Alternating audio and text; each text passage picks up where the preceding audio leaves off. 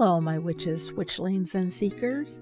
This year, the summer solstice in the Northern Hemisphere will be at 4:13 a.m. Central Time on Tuesday, June 21st. The first official day of summer and the longest day of the year. It means different things to different people. For some, it marks the start of summer Fridays at the office and sports leagues with friends. For others, it introduces nostalgia of running around barefoot and catching fireflies during the summer vacation. For witches and those of other nature-based faiths, the longest day of the year is known as the summer solstice, or Litha, a spiritual celebration of the sun's power. This is when the sun reaches its northernmost point in the sky, indicating the start of the astronomical summer and entrance into Cancer season. You'll want to soak up all of its potential and vibrant energy. And what does the summer solstice mean? Well, the summer solstice is the peak of the waxing year, where the sun is at its fullest expression. In many pagan traditions, it marks a time when the Holly King, god of winter or the waning year, defeats the Oak King, god of the forest and waxing year, indicating that nighttime will gradually grow. This has historically been a day when solar power is honored and when we get to connect to the revitalization spirit of the sun. Many spiritual practitioners who abide by nature and the seasons hold this as a sacred time to celebrate the life-giving star known as the sun. The energy is intoxicating and vibrant, warm and fertile. It's like an energetic Big Bang. While the winter solstice or Yule is a time to turn inwards and reflect on the shadow of self, the summer solstice emphasizes joy, abundance, and the connection of all things. Traditionally, it's celebrated as a fire festival, recognizing the strengths of the sun through singing and dancing as a way to elevate the energy. There are so many ways that the summer solstice is honored across cultures. In Celtic tradition, practitioners honor the Oak King by making a headdress out of oak leaves or placing them on their altar as a way to symbolize the waning of the light. Another way people traditionally celebrate is by making bread and sweets, which are left on the altar as offerings to the earth, sun, and fae, who are the guardians of nature.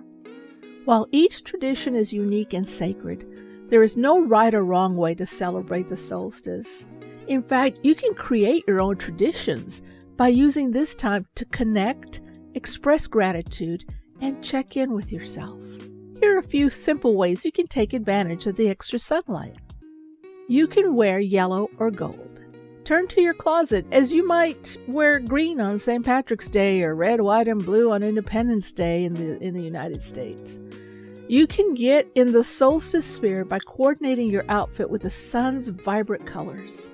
The color associated with the sun is yellow, and its metal is gold. So I always recommend wearing yellow and gold, or even orange, as a way to draw solar energy into the self. Meditate under the sun. The sun is its strongest during the summer solstice. It can be both energizing and intense. Meditation is a wonderful tool as you soak up its power and practice presence. It is so powerful, so be sure and wear sunscreen to protect your skin. During the meditation under the sun's rays and letting the warmth wash over you, connecting with nature in a way that is incredible is a wonderful way to celebrate the summer solstice. Another way is to focus and feel into your senses. Feel your feet on the grass. Notice the smell of the flowers and the sound of rustling trees.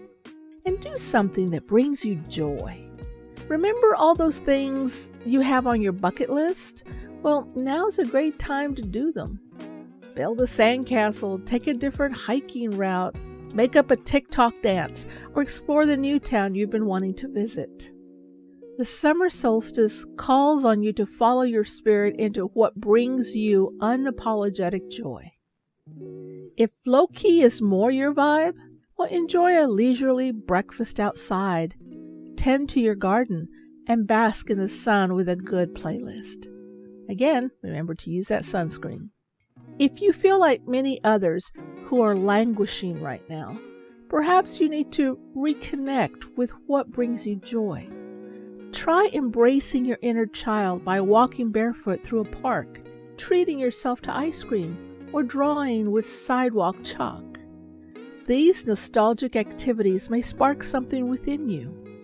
Have an outdoor hangout. When the world is bursting with lush color and the sun is beaming, you want to soak up every bit of it that you can. While solo adventures are great, the summer solstice is also a great opportunity to connect with old and new friends. From picnics to bonfires and barbecues, there are plenty of outdoor activities you can partake in with a group or one or two people.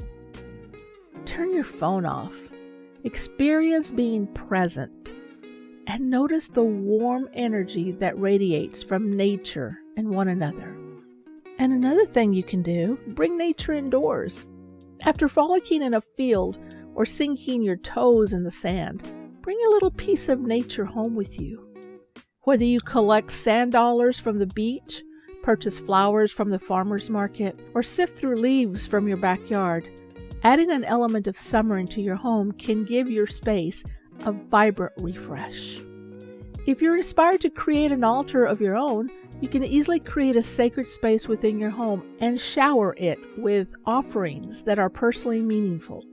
Since the goddess Freya of the Norse tradition is honored at this time, you can offer honey and oak to your altar in celebration of the solstice.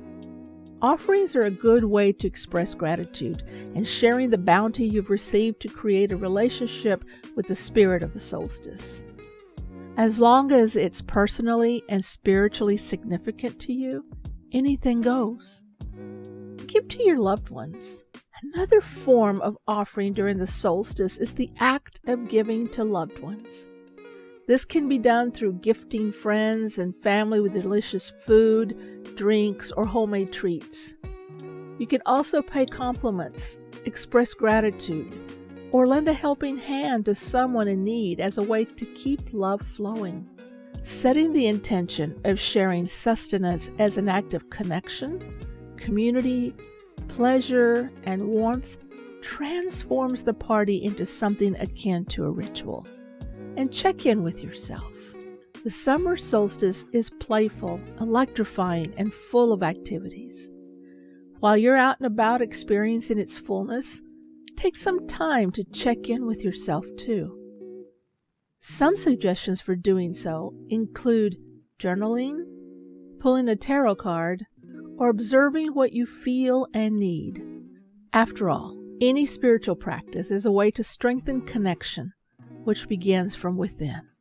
As you enjoy your day, check in with yourself and hold the intention of honoring the summer solstice. This magic will weave into your experience and make it more powerful and meaningful. Enjoy this solstice, my witches, witchlings, and seekers. Until next time, stay wild and free.